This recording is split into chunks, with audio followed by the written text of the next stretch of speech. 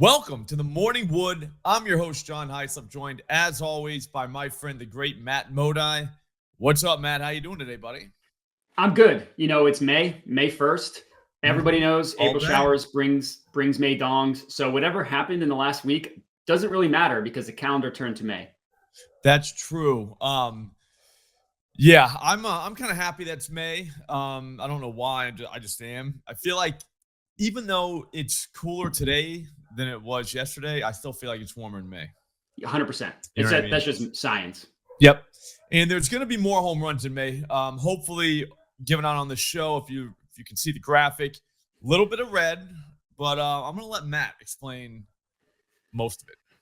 Yeah. Obviously it wasn't my fault. I tried to go a little bit more on the non-chalk side. When you're betting on guys like Eli White, sometimes it doesn't come through for you, and that's what it is. I don't even think any of my guys came close. I know Vlad had a hard hit. Eli White hit the crap out of the ball, like 114 miles an hour, but the launch angle was like -20. So the only chance it was going to clear fence is if it hit the ground first and then went over the fence. You know what I mean? But that didn't happen. So yes, it was a tough day, tough week. What are you going to do? It happens. Yeah, no. Barry actually got me like hopeful in the morning, but by He hitting came those long close fly balls.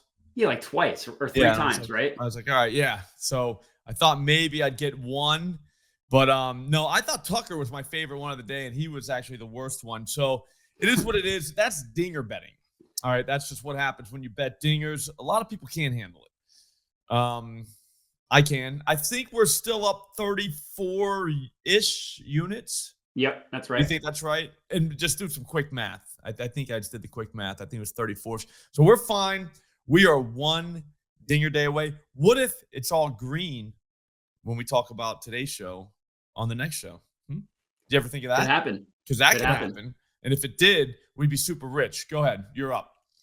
Sure. So I'm going to go my first one.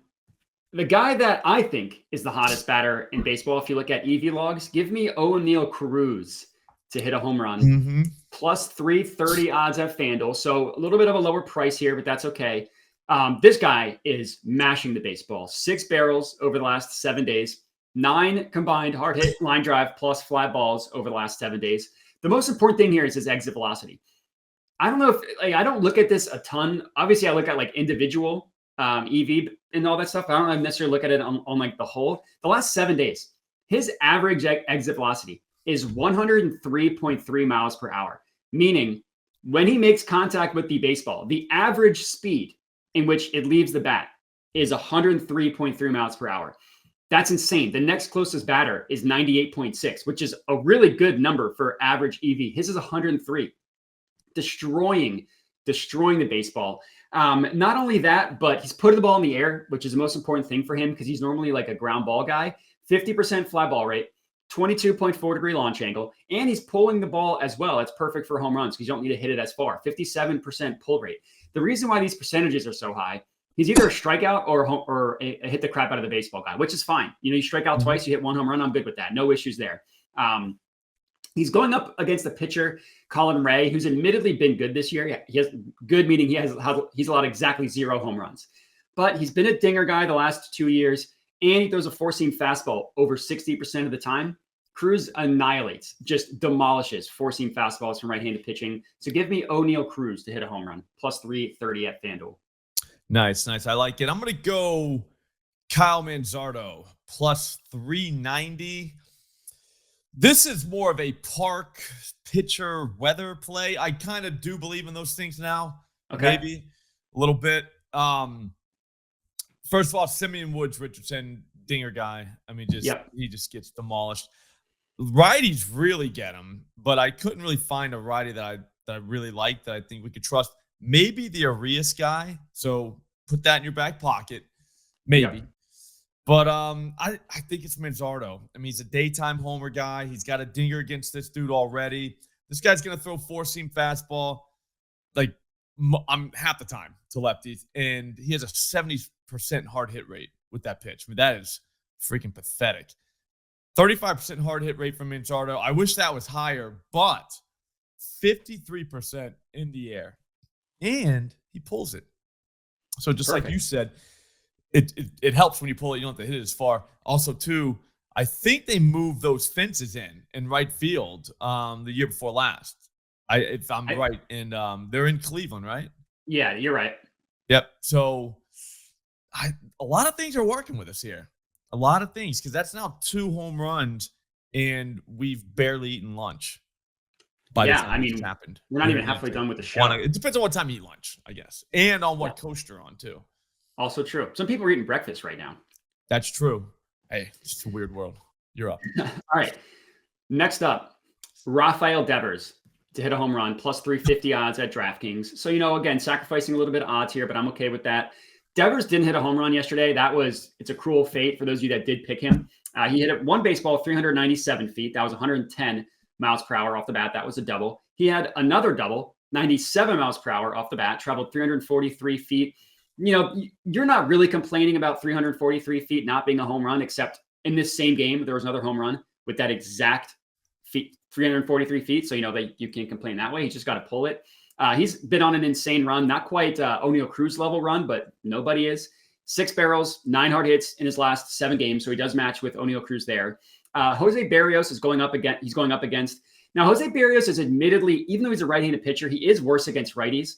I will admit that, but I'm not scared off of Jose Barrios against the lefty. It's not like he's good against lefties. He's just worse against righties, but plus 10 or plus 9, not quite a 10 out of 10, but 9 out of 10, extreme advantage in favor of Rafael Devers over Jose Barrios. He's going to throw a lot of sinkers, a lot of fastballs. Devers crushes both of those pitches. So give me Devers plus 350. All right. So did you purposely not take Bregman because he's hit a home run each of the last 2 games? Be honest. No, that's not why. See, the thing with Bregman, and why I struggle with this, it's like Schwarber. He's got 1 hard hit per game. Those hard hits were also home runs. So it's like, he's not showing up on the EV logs, but when he gets a hold of one, he sends it out of the moon. So that's why I didn't go with Bregman. Okay, good. Yeah, because I wasn't sure. I was like, man. And then I was like, you know what? I'm just going to do all daytime dingers, and then it gives me a little more time to consider what I want to do at night. That's smart. That's smart. It is. Look it up, dude. People are going to say it's smart.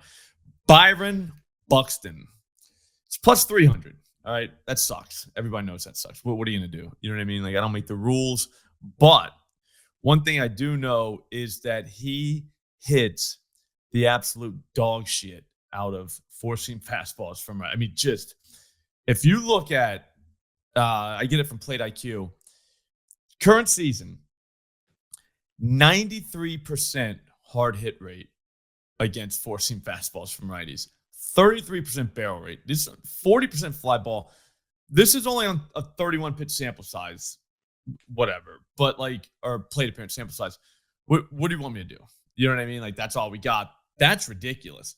This same guy is going against Ben Lively, 100% hard hit rate. I don't know how accurate that is. How is that possible? But 333 ISO on that pitch to righties. He only throws it like 20% of the time. So Buxton's going to have to work the count a little bit on him. But he also throws a sinker and a sweeper, both of which Buxton hits hard. So I think we're good there. And it's a daytime game. Buxton, daytime guy, leads that team in home runs during the day. I mean, the wind's blowing out. It's like 70-something, like almost 80. How do you not take Buxton? Plus 300? Feels easy. I get it.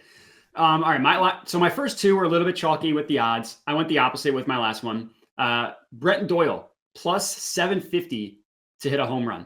I had to even it out a little bit, get my odds up a little bit higher. So to start with the negative, the reason why this is plus 750 and not like plus 400 is because it's games in San Francisco, not a dong-friendly stadium, not a dong-friendly environment. It's a lot worse to right field than it is left field, so I don't feel as bad with that with the right-handed hitter.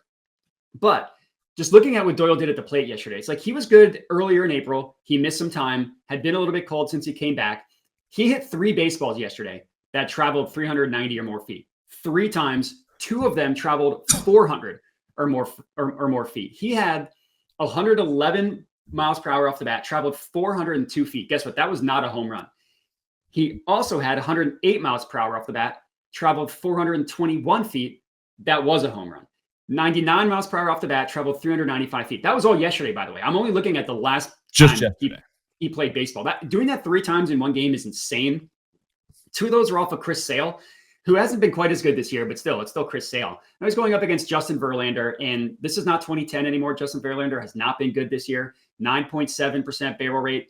The worst part is he's allowing batters to hit the ball hard and put it in the air. 20.6-degree launch angle is not good. He's also gotten rocked by right-handed hitters specifically. So it's the same thing. It's righty versus righty, but he's been way, way worse against righties. 2.12 home run per 9 against right-handed hitters. 13% barrel rate. 44% hard hit rate. And I don't even know if we can call it a four-seam fastball when you're 42 years old, but that is the pitch that he throws over 50% of the time.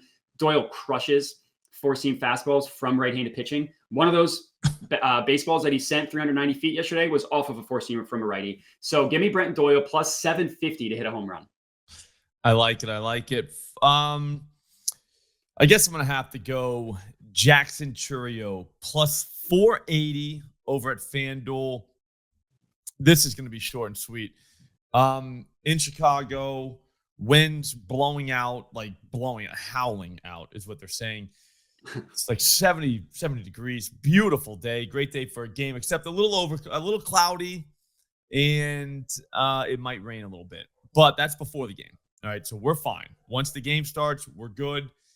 He's going to see a guy called Sean Burke. And the only thing I'll say about Burke is he made it to the majors, so that's good for him. But I don't know how long this is going to last because he's already given up 7 home runs in just 27 innings pitched. Not great. Seems bad. Yeah, I mean that's bad.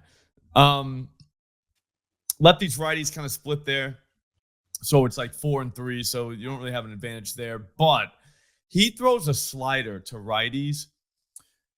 55% hard hit rate, 591 ISO. Like, what the? You got to actually stop throwing that pitch at some point, you would think. But I don't think he's got anything else. It's kind of like that guy in Knocked Up with the dice move. You know what I mean? That's really all he's got. Yeah. So he just kind of throws it. And Chourio, 30% barrel rate, 50% hard hit, 40% fly ball rate. Go through his EV logs, not great, but still good. I mean, we're talking Jackson Chourio here. I mean, he's still hitting the ball hard. It's just it's not Brenton Doyle over the last couple of days. He had a 105-mile-per-hour line out yesterday. So, I think we just need one pitch, dude. He throws that slider, that's gone. A fan's going home with that. You know what I mean? Like that ball's never coming back. So, give me that. That's plus 480. Shouldn't be plus 480. If he gets to the bullpen, too, that bullpen, big barrel rate bullpen. Yeah. I mean, the White Sox, a lot of them are just dong machines. I looked into Chourio a lot. So the only thing that I'll add in favor of you is Sean Burke's given up. I don't think you mentioned this. He's given up 4 home runs to right-handed hitters. Every single one of those 4 home runs was off of his slider. And like you said, Chourio crushes sliders. So he was the first person that would have been left off by 3. So it's a good one. That's all I got to say. If you need another righty from that game, just saying, this guy got into the millie. Rhys Hoskins, not someone that I would run out to play at plus 370. I mean, it's just kind of like, Jesus Christ. Like, it's still Rhys Hoskins, but he hits the ball very hard, and that four-seamer this guy throws is dog shit as well. So that's something to think about. But like I said, it's Jackson. It was Jackson from the beginning. It was Jackson in the middle, and it's Jackson in the end. You know what I mean? It's always why is Jackson 480 or 470, whatever, and Hoskins is 370? That makes no sense. I don't know. Something you gotta ask the books. At all the other books, whatchamacallit, Jackson is like way lower. Yeah. Like, I don't have the numbers right in front of me, but they are like, it is crazy what the difference is. Hang on, I'll get it for you right now. 480. Well, now it just went down to 450, but he's 320 at Caesars. Yeah, that's nuts. Sharp book too. So I don't know if they think he's not playing or what, but yeah. All right, so that's gonna do it. I think we just went 6-0. I'll tell you what, man. You know what makes the haters stop hating? 6-0. When we go 6-0, yeah. Yep. Because that way we'll cash 2 3-leggers, 1 6-legger, maybe even a 5-legger in there. Who knows? But no matter what, you won if we went 6-0. If you like what you saw here from Matt Modi, go to you're on YouTube. So go to his channel at Jedi Modi or Twitter at Jedi Modi. Follow him there. All kinds of great stuff. I'm Slop Rules. This is my channel. I'm coming back with some Prophet X Love at 3 p.m. Dogging out that platform, by the way. So if you want to check that out and make some money, maybe stuff a little cash in your pocket, you want to do that. To 3 p.m. Then at 4, I'm going live with Aton. We're going to use the tools at Odd Shopper to find some more bangers. It's going to be a great day. I'll see you later. Thanks for watching.